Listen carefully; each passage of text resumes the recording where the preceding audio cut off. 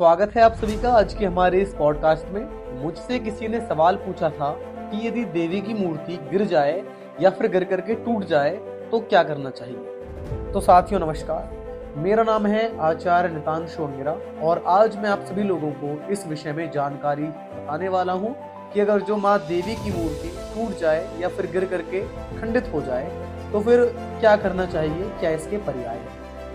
तो आइए आरंभ करते हैं, ज्यादा समय न लेते हुए। आप सभी लोग भी मेरे साथ बने रहें और अगर आपको कुछ समझ में न आए तो आप लोग कमेंट्स में पूछ सकते हैं। देखिए, सबसे पहले होता है घर में स्थापित मूर्ति।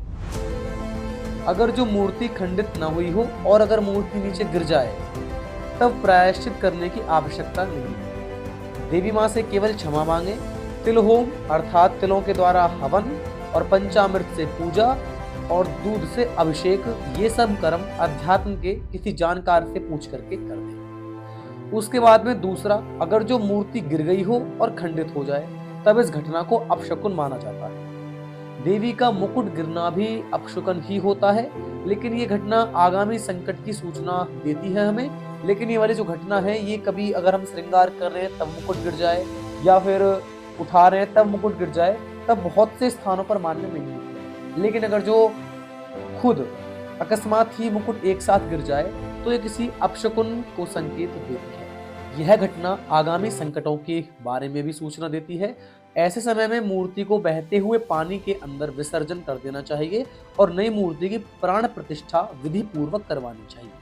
अब साथियों, दूसरा है मंदिर की मूर्ति। मूर्ति के दो प्रकार होते हैं। सबसे पहला होता है चल और दूसरा होता है अचल। तो बात करते हैं पहले अचल मूर्ति। तो अचल नाम की जो मूर्ति होती है, इस मूर्ति को मंदिर में स्थायी रूप से बिठाया जाता है, इसीलिए इसके विषय में ना तो हिलने का और ना गिर करके खंडित होने का प्रश्न पूछता है। किंतु जिस समय वो गिरती है तब वह भग्न होने के कारण या फिर उसका क्षरण होने के कारण गिरती है, अर्थात वो बहुत ज्यादा कमजोर हो जाती है तभी गिरती है।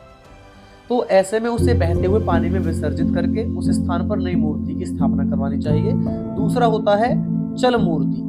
ये मंदिर की उत्सव मूर्ति होती है, जैसे कि भगवान श्री गणेश के उत्सव में मूर्ति को मंदिर से ले जाया जाता है, यात्रा निकाली जाती है, माँ दुर्गा की यात्रा निकाली जाती है एक्सेट्रा। तो ये जो मूर्ति है ये मंदिर की एक उत्सव मूर्ति होती है। इसके स्थान पर हम इसको ले जा सकते हैं, इसके स्थान से इसे हम दूसरे स्थान पर ले जा सकते हैं और ये मूर्ति टूटी हुई ना हो, केवल गिरी हो, तब जो मैंने आपको पहले बताया है उसके अनुसार आप विधि कर सकते हैं। उसके बाद में वो प्रतिमा पहले की भांति, पहले की तरह आप उसको पूजा में रख सकते हैं। लेकिन यदि वो गिर कर खंडित हो जाए, ध्यान देना, चल मूर्ति गिर करके यदि खंडित हो जाए तब उसे बहते पानी में विसर्जित करके नई प्रतिमा की प्राण प्रतिष्ठा करनी चाहिए।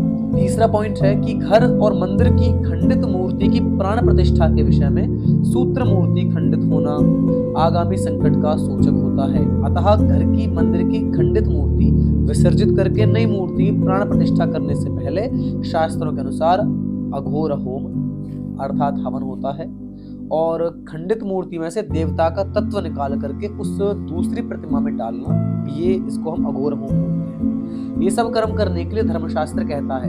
इन कर्मों से अनिष्ट का निवारण होकर के शांति मिलती है और केवल इतना ही है कि घर में ये कर्म थोड़े में किए जाते हैं और मंदिरों में शास्त्रोक्त पद्धति से बड़े स्तर पर करते जाते हैं। अगर मैं भी किसी को ये कंसल्ट करता हूँ तो मैं घर में बहुत ही छोटे छोटे तरीकों से बता देता हूँ उन लोगों के लिए। लेकिन अगर मैं मंदिर में करता हूँ और करवाता हूँ तो मैं मंदिरों में इनको पूर्ण शास्त्रोक्त विधि से करवाया जाता है। इनकी विधि बहुत सारे कई शास्त्रों के अंदर इनका वर्णन है। तो साथियों, ये थी आज की हमारी वीडियो की देवी की मूर्ति या फिर भगवान, किसी भी भगवान की मूर्ति खंडित होने पर क्या करें और अगर गिर गई हो तो क्या करें।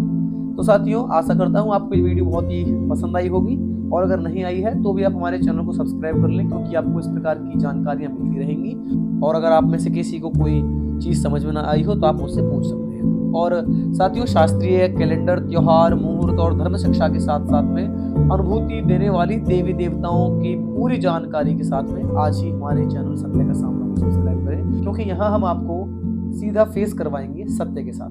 धन्यवाद साथियों, जय नारायण।